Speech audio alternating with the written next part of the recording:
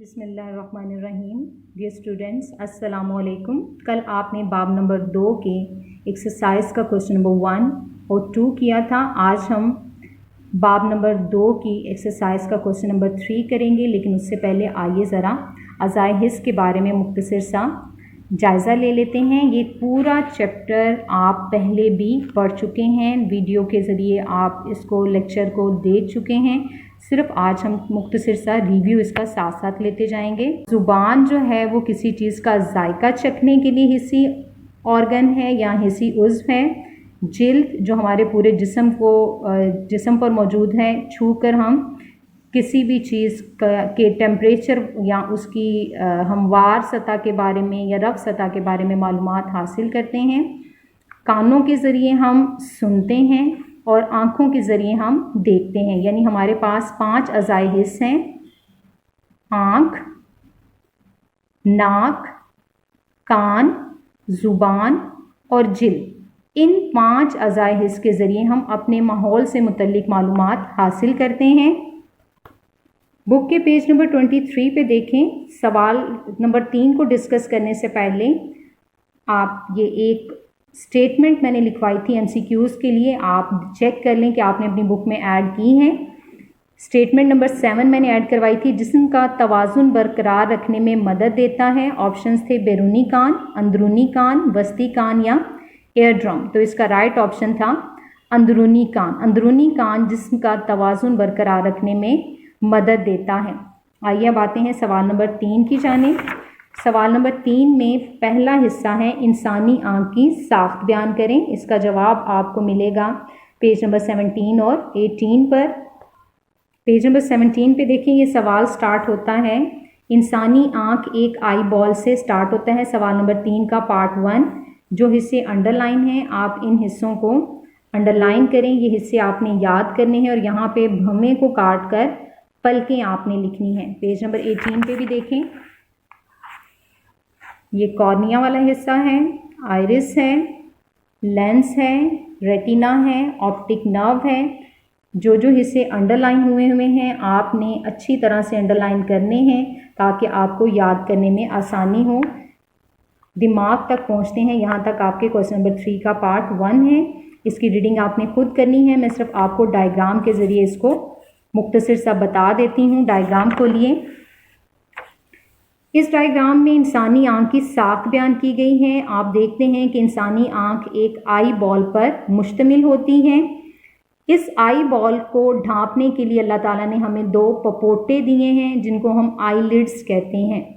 Eyelids पर eyelashes होती हैं, आईलैशेस जिनको हम पलके कहते हैं। ये आँख से गर्दो गुबार को दूर रखती हैं। ऊपर वाले पपोटे में आंसुओं के गदूद होते हैं जो आँख को तर रखते हैं और इसकी सफाई करने में मदद देते हैं। अगर हम आँख के नुमाया हिस्सों के मुतल्लिक बात करें तो आँख के नुमाया हिस्से हैं कॉर्निया, आइरिस, प्यूपिल, लेंस, रेटिना और ऑप्टिक नर्व। अब थोड़ी सी इनकी डिटेल के बारे में बात करते हैं। कॉर्निया क्या है? आँख का सामने वाला शफाफ हिस्सा कॉर्निया कहलाता है। आँख का सामने वाला शफाफ हिस्सा कॉर्निया कहलाता है। कॉर्निया के पीछे आइरिस मौजूद होता है, ये आइरिस है। इस आइरिस के दरमियान एक सुराख होता है जिसे हम प्यूपिल कहते हैं। अब आइरिस क्या है? आइरिस आँख का रंगदार हिस्सा होता है और इसी रंगदार हिस्से की वजह से हमें किसी की आँख का रंग भूरा, किसी का काला, किसी का नीला और किसी का सब्ज दिखाई देता है, क्योंकि इससे आगे वाला जो हिस्सा है कॉर्निया है उसका अपना कोई रंग नहीं होता। आइरिस के रंग की वजह से हमें आँख का रंग नज़र आता है। आइरिस एक तो रंगदार हिस्सा है, दूसरा ये पुतली के साइज को कंट्रोल करता है। पुतली क्या है? पुतली आइरिस के दरमियान मौजूद सुराख होता है। पुतली का काम क्या है कि पुतली जब हमारी आँख में रोशनी दाखिल होती है, अगर रोशनी की मिकदार ज़्यादा हो तो आँख की पुतली सिकुड़ जाती है। और ये कैसे सिकुड़ती है कि उस वक्त जो आइरिस है वो फैल जाता है। आइरिस के फैलने की वजह से ये सुराख छोटा हो जाता है, यानी पुतली का साइज सिकुड़ कर कम हो जाता है। जब रोशनी कम हो तो पुतली फैल जाती है। और ये पुतली कैसे फैलती है कि आइरिस जो है वो अपने साइज को सुकेड़ कर कम कर लेता है, जिसकी वजह से ये सुराख बड़ा हो जाता है, जिसकी वजह से पुतली का साइज ज़्यादा हो जाता है। कॉर्निया आँख का सामने वाला शफाफ हिस्सा होता है। आइरिस जो है वो आँख का रंगदार हिस्सा है। इसके दरमियान एक सुराख होता है जिसे हम प्यूपिल कहते हैं, और प्यूपिल आँख में दाखिल होने वाली रोशनी की मिकदार के मुताबिक अपने साइज को कम या ज़्यादा करती हैं।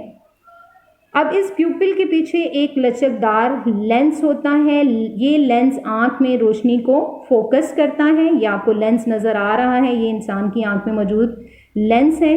अगला पार्ट है रेटिना। रेटिना रोशनी के लिए हसास तरीन हिस्सा होता है आँख का। यहीं पर देखे जाने वाली चीज़ का इमेज बनता है। जब रोशनी यहाँ पे टकराती है तो नर्व सेल्स उस जो है सिग्नल्स को ऑप्टिक नर्व्स के ज़रिए दिमाग तक पहुँचाते हैं। ये आपने यहाँ तक अच्छी तरह से याद करना है।